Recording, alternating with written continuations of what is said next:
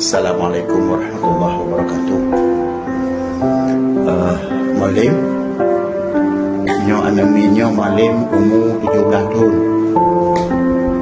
Nyo umur 17 tahun. Dipakajak di ejen kena Malaysia. Ejennya dipugar data palsu, KTP palsu, kakak palsu yang umurnya umur 20 tahun.